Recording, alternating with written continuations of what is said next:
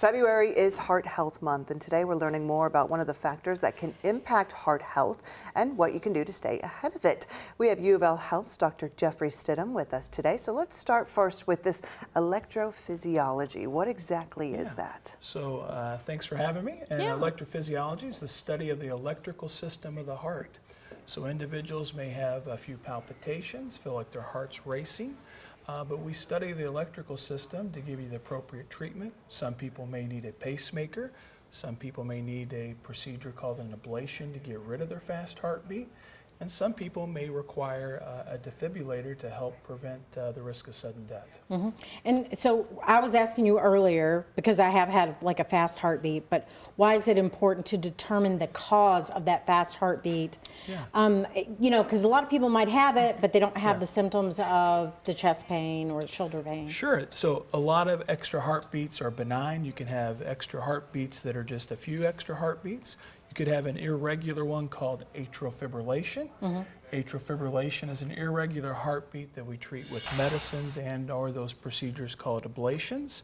But it also puts you at a risk of stroke, and so you may need to be on a blood thinner or have one of our procedures in place of a blood thinner. So it's really important to figure out what that is. A lot of times we start with a monitor. You can wear it for 24 hours to up to 30 days, and we try to find what type of irregular heartbeat you have. What are some of the signs or symptoms someone might notice at home that would be an indicator it's time to come see you? Yeah, I think a lot of times people have just the extra heartbeats. They may feel that it's irregular. That could be concerning for the atrial fibrillation. They may feel that their heart rate's racing or going very fast. Another common is if they pass out. We call that syncope.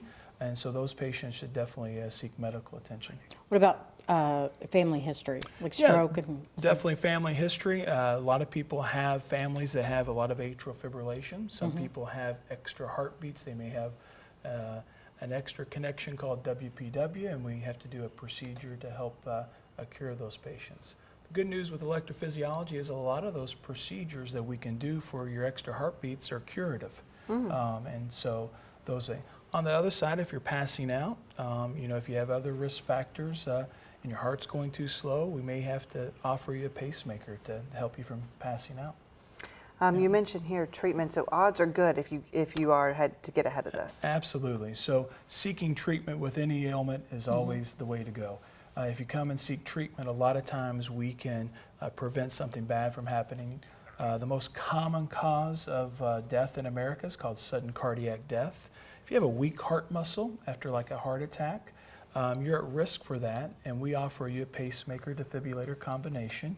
And if something bad was to happen to you, that would shock your heart and save your life. That's the same thing as we see AEDs throughout the community. They're in most of the common places that we have.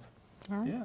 All right. Well, Doctor, thank you so much for coming in. Of course, folks can look up UofL Health and come in. If we specialize at UofL Health at the Heart Hospital at Jewish. Absolutely. Awesome. We really appreciate all of your suggestions today. Thank you. Thank you so much. Appreciate it. Thank you.